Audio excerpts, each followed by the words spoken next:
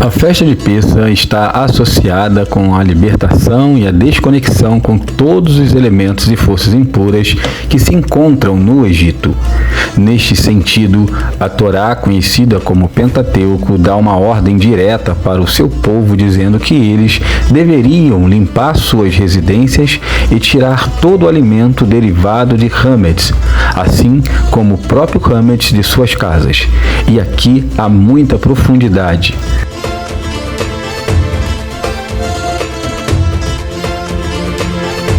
No judaísmo, hametz é considerado todo alimento produzido derivado de trigo, cevada, aveia, centeio e espelta. Esses alimentos tinham uma maior capacidade de fermentação ou de levedo, daí o processo de fermentação era mais fácil com eles. O Egito era pioneiro na criação de fermento. E como eles faziam esse processo? A fermentação no pão é um processo natural que ocorre quando micro-organismos, como leveduras, consomem os açúcares da massa e produzem gás carbônico e etanol. Esse gás faz com que a massa cresça e se torne fofa. No mundo antigo, mais propriamente no Egito, o fermento era produzido deixando-se uma porção de massa exposta ao ar para capturar leveduras naturais. Após a massa fermentar, uma pequena parte dela era separada e deixada exposta ao tempo para sofrer o processo de fermentação e o resto da massa assado e virava pão.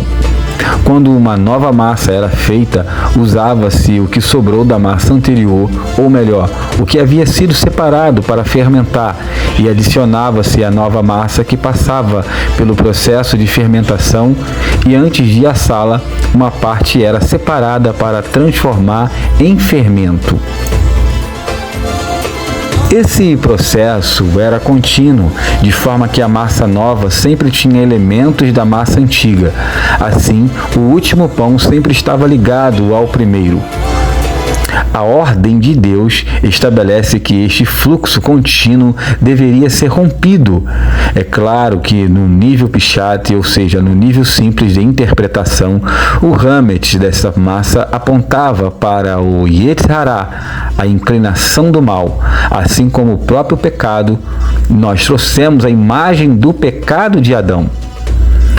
O que Deus propõe é que devemos nos tornar uma massa diferente, ou seja, um novo homem, um homem espiritual. Observe que Hag Hamatzot fala da limpeza da casa e a retirada do hametz. Caso você tenha interesse de aprender mais sobre as festas bíblicas para alargar sua compreensão, deixarei um combo com 9 e-books sobre as festas bíblicas no link na descrição deste vídeo. Caso você adquira, você, além de estar aprendendo mais da palavra, estará também investindo nesse canal. Esse cerimonial da limpeza apontava para um processo de desintoxicação espiritual em que nossa casa ou nosso corpo estaria sendo limpo de tal forma que nós nos desligaríamos totalmente do primeiro Adão. Assim como a matzá se desconecta do ciclo vicioso do pão fermentado. Esse cerimonial da limpeza apontava para um processo de desintoxicação espiritual em que nossa casa ou nosso corpo estaria sendo limpo de tal forma que nós nos desligaríamos totalmente do primeiro Adão, assim como a matzá se desconecta do ciclo vicioso do pão fermentado. Yeshua, em seus ensinos, revelados no Ketuvim Netzarim, chamado de Novo Testamento, nos traz vários ensinos quanto ao hametz. Shaul, conhecido como Paulo, fala que devemos nos tornar uma nova massa.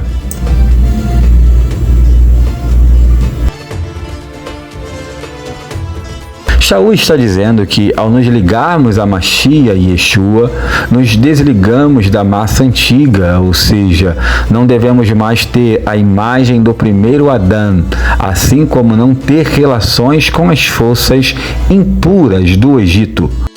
Foi por isso que Yeshua disse: "Eu sou o pão vivo que desceu do céu." Ele não era o pão fermentado, corrompido, mas a própria Matzah Shemurah, falarei ainda sobre essa matzá. Hag Hamatzot ensina que não devemos ter mais os resíduos do Egito e nem do primeiro Adam. É interessante notar que a tradição ensina que tudo tem uma contraparte e tudo que há nos céus tem um reflexo aqui na terra. O Midrash Rabbah ensina que o Mishkan, o tabernáculo, se localizava exatamente na mesma direção do tabernáculo celestial. Igualmente, assim como havia um Adam terreno, há também um Adam celestial.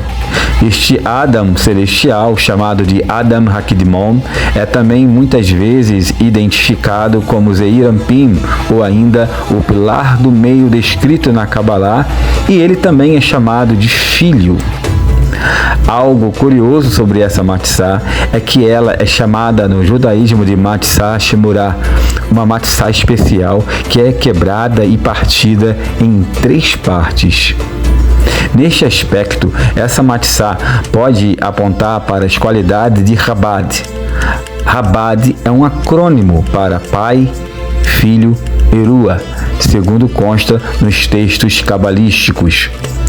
É claro que na mente cristã muitos vão associar a Trindade, mas na verdade esse conceito trino é um conceito judaico que no cristianismo ele é apenas mal compreendido.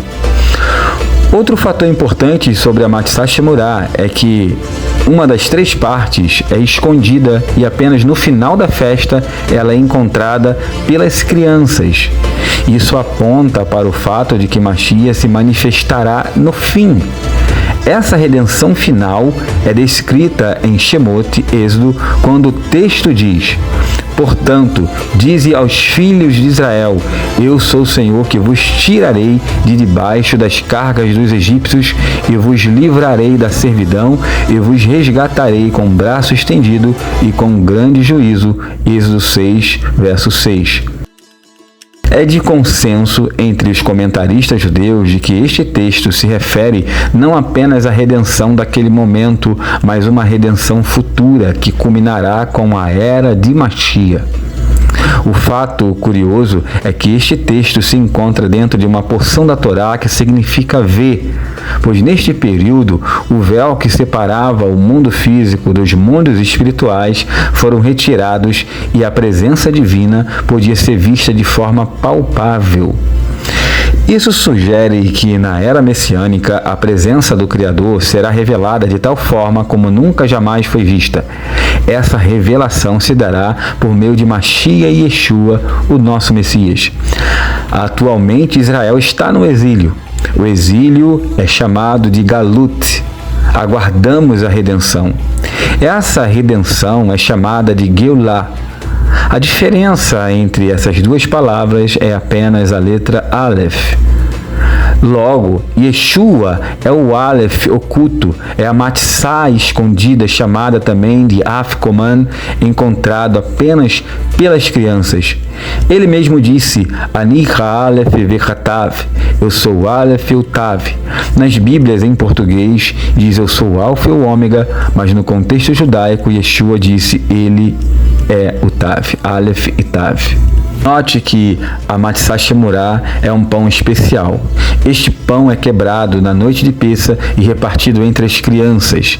Yeshua também foi quebrado e moído por nossas transgressões, segundo consta no livro do profeta Isaías 53.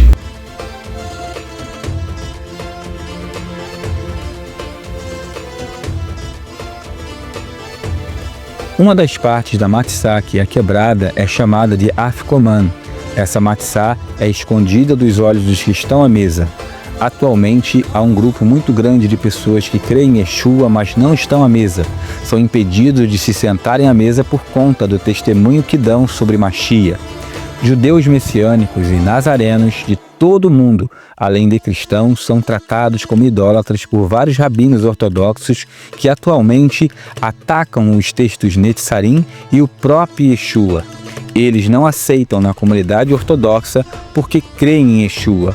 Mas assim como na tradição, apenas as crianças encontram o pão, há pessoas que vêm enxergando a judaicidade do chamado Novo Testamento e encontrado o Yeshua judeu.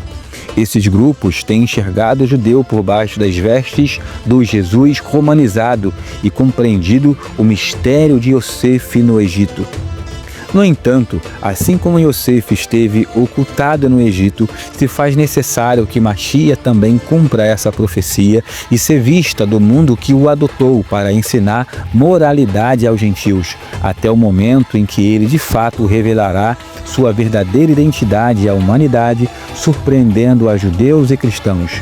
Espero que este conteúdo edifique a sua vida e te aproxime ainda mais do Messias Yeshua, e eu estarei aguardando vocês aqui no canal Or HaTorah.